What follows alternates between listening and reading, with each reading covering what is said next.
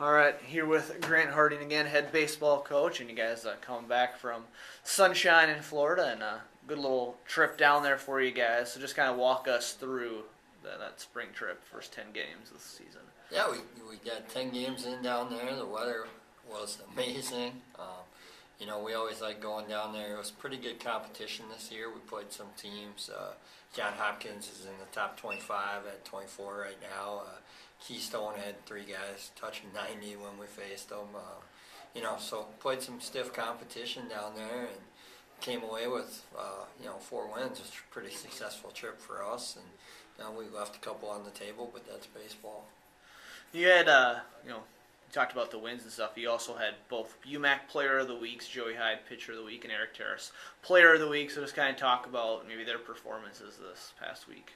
I'll start with Eric, being a senior and our leadoff guy, and he's been our leadoff guy for 4 years and kind of anchored that spot, and he's just been tremendous. He's really good on the bases, and, when he gets on there, they got to be aware of more than just a hitter. He'll take second, against Illinois College, or Dubuque, excuse me. He stole second, he stole third, they third and left field. We didn't even need to put the ball in play. He's really a terror on the bases. He's our all-time leading stolen base guy here, career-wise, and he just keeps setting the mark a little bit higher. And then Joey Hyde, on the other hand, is a great competitor. He was a state champ in high school, and when he gets the ball, he goes out there and competes, and he really pitched well in both games he threw, and we got 2 W's, and he's only a sophomore, so we're excited about what Joey can do as the season progresses too, and he gets a little stronger in the weight room, and he really competes on the mound. That's what we love about Joey. I think you guys also had a couple other good outings. Mitch Reller had a decent outing. He picked up a win for you. Todd Wolfel had a good outing. Ended up getting the loss. Even Brody Raymond didn't have a terrible outing in that final game of the trip, I believe it was. You guys lost 6-2, I think it was. So just kind of talk about the little bit of depth you do actually you found that you actually do have at the starting pitching. Yeah, we're really excited about how our pitchers threw down there, and hopefully they can carry it through the year. Brody, being a senior, I'll start with him, and he had 2 good outings. He threw really good against the Coast Guard for 7 innings, and he didn't have his best stuff on Monday against Plattsburgh, but boy, he battled and kept us in the ball game, and he's excited to be competing again. He's been banged up there a little bit and kind of took him out of his basketball season, but he's back, and that's the one thing with our guys on the mound. They all compete really well. Reller threw a pretty good game against Lakeland. Mike Dockendorf had a 2-hitter shutout against Lakeland as well. Todd pitched against Keystone and kept him off balance, and he actually went all 8 innings for us. He's fun to watch when he's out there. He kind of frustrates the other team with the way he pitches, and all those guys go out and compete. And the big thing is, in those games, we weren't walking a lot of guys and giving away free 90s. And, if we can limit the free bases on the mound, that gives us our chance to win ball games. And, our defense was pretty solid throughout the trip, but the pitchers really did a good job of limiting the bases and missing barrels and compete. And you guys have now a little bit of time off, I think, not till next Friday. Hopefully you guys are up there out on the field, and the weather, maybe you guys can actually get out on the field before that too, but just kind of talk about what this little break's going to help and what you need to do during this time off to get prepared for the season that's hopefully going to start next Friday.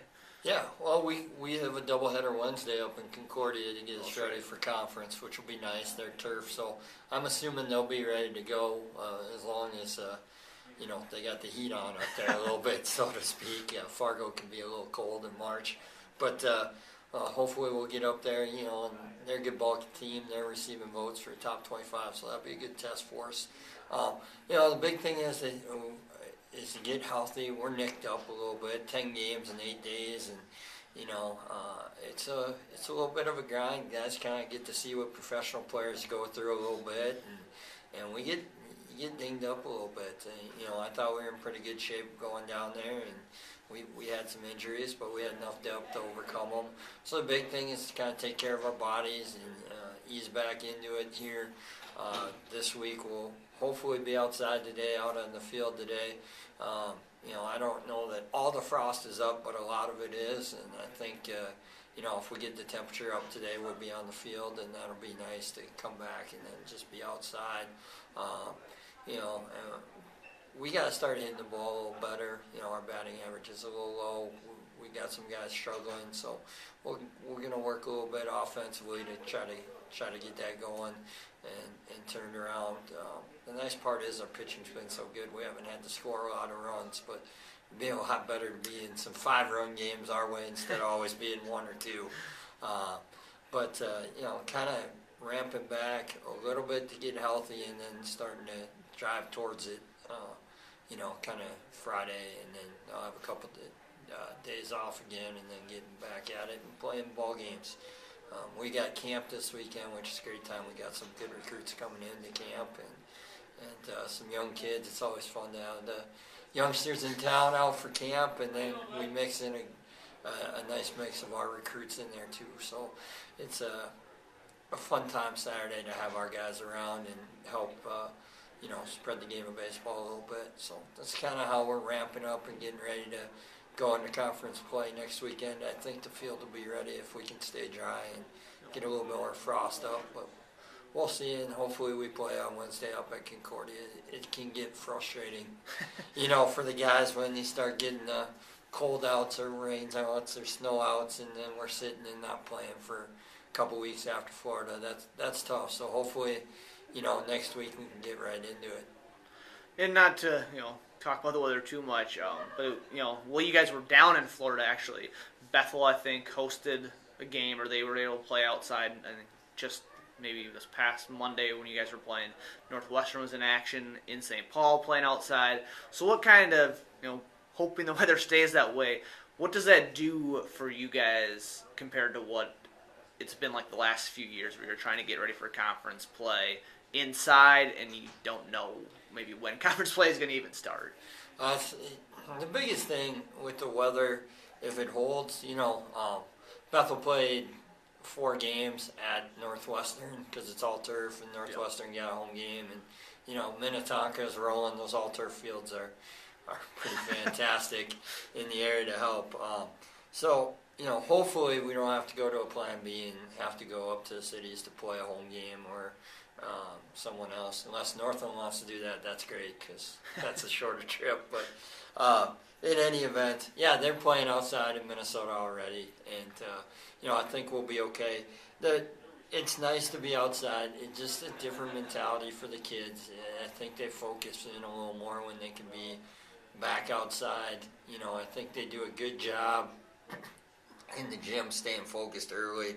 Then there's kind of a middle part where it's a grind and they lose a little bit. Then they see the light at the end of the tunnel in Florida, focus back in. But the hard part is the mentality of coming back from Florida and being outside and playing, and then having to go back into the gym and feel a little claustrophobic, so to speak.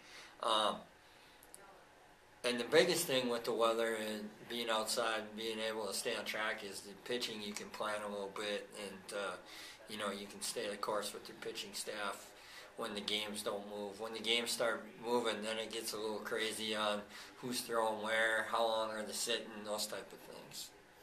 All right. Well, thanks for joining us, and you guys can go get a pair of wins next Wednesday. Yeah, hope so.